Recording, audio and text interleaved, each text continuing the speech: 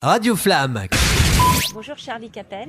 Bonjour, bienvenue à bord d'Acapella. Ah voilà, vous avez placé le nom du bateau et vous partagez aussi de l'espoir à travers la chaîne de l'espoir. Tout à fait, en fait je suis un coureur, on va dire, je ne suis pas professionnel, je suis un coureur amateur puisque j'ai un autre métier et cette année c'est une année importante parce que c'est une année Route du Rhum. Donc je vais prendre le départ de ma 6e Route du Rhum et toujours avec le même bateau, donc c'est pour moi important.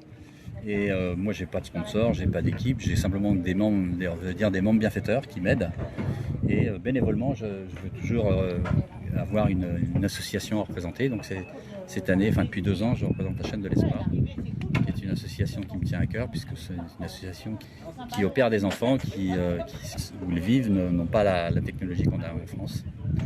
Donc c'est avec des dons, puisque ça coûte pas un rond à l'État français, c'est financé entièrement par l'association. Et donc le but c'est de leur donner de l'espace pour en parler, et pour parler autour de moi de cette association qui a besoin de dons, qui a besoin surtout de familles d'accueil, parce que les enfants qui sont opérés ont souvent des protocoles de soins qui durent très longtemps. Donc quand ils viennent en France se faire opérer, ils sont là pour au moins 6-8 mois.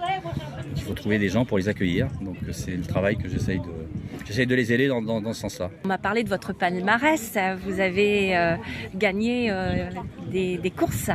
Voulez-vous rappeler les courses vous avez participé et vos résultats? Les résultats, je cours sur un championnat qui s'appelle le championnat multi 2000, ça fait 3 ou 4 ans je crois que je suis champion de cette catégorie.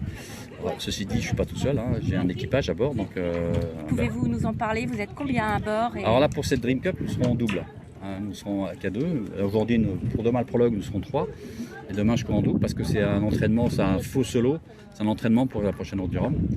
Parce que je m'apprête à prendre mon 6e départ de la Route du Rhum. Et toujours avec le même bateau.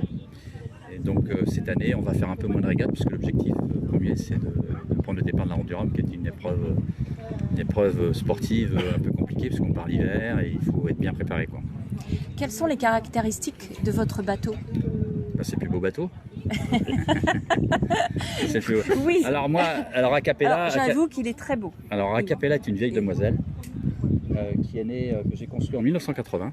Alors, si vous vous rendez compte, c'est pas tout jeune. Et c'est un bateau qui, depuis 80, court avec moi.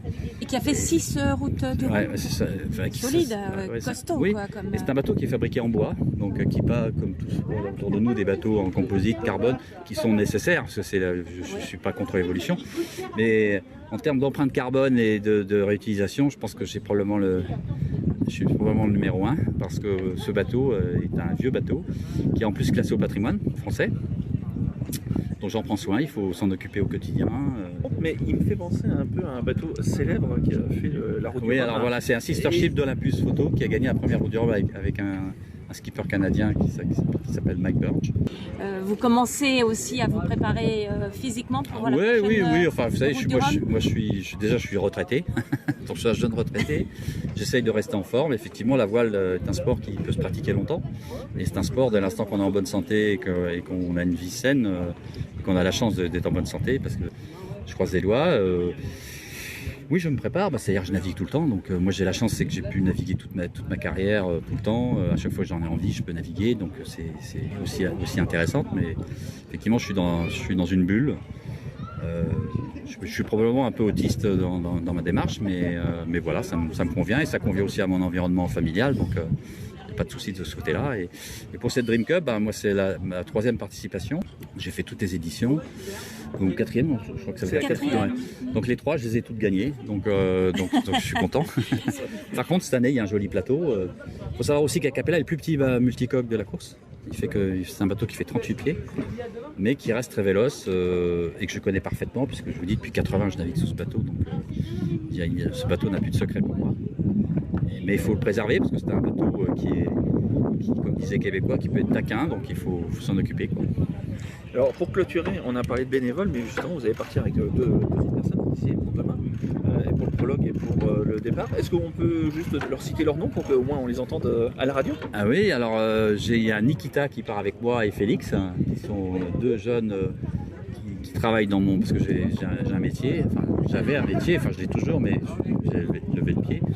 J'ai un chantier naval à Saint-Philibert, à la Trinité-sur-Mer, ce sont des jeunes apprentis du chantier je forme 4 apprentis par an depuis plus de 30 ans, et sur les apprentis, je leur propose de venir naviguer. Ceux qui souhaitent prendre sur leur temps libre du temps viennent naviguer avec moi, donc ce sont des jeunes qui je permets de venir naviguer pour qu'ils apprennent de l'expérience, et qui peut-être, pour certains c'était le cas, c'est une révélation, et ils sont devenus de très bons navigateurs. Alors à la fois le poids d'expérience et la transmission, c'est hyper important pour moi, la transmission. Moi j'ai toujours cru à la formation, à l'apprentissage et à l'alternance, parce que c'est mettre des jeunes dans le monde du travail immédiatement. Et c'est sur le tas qu'on apprend. Enfin, je veux dire, puis en bateau, si vous voulez, on n'est pas navigateur. Hein. Moi, je suis pas né au bord de l'eau. Je suis pas breton, je suis pas normand. Je suis vosgien, vous voyez. Donc ça n'a strictement rien à voir. Mais voilà, très jeune, j'ai eu envie de faire du bateau, et j'ai tout mis en œuvre. Donc si vous êtes motivé, que vous n'avez pas peur de vous faire mal, parce que malheureusement en bateau, on peut parfois se faire mal, et que vous êtes prêt à transpirer. Plus vous naviguez, plus vous en prenez. Et encore aujourd'hui, là, c'est le Dream Cup, on va sûrement encore découvrir et apprendre des choses.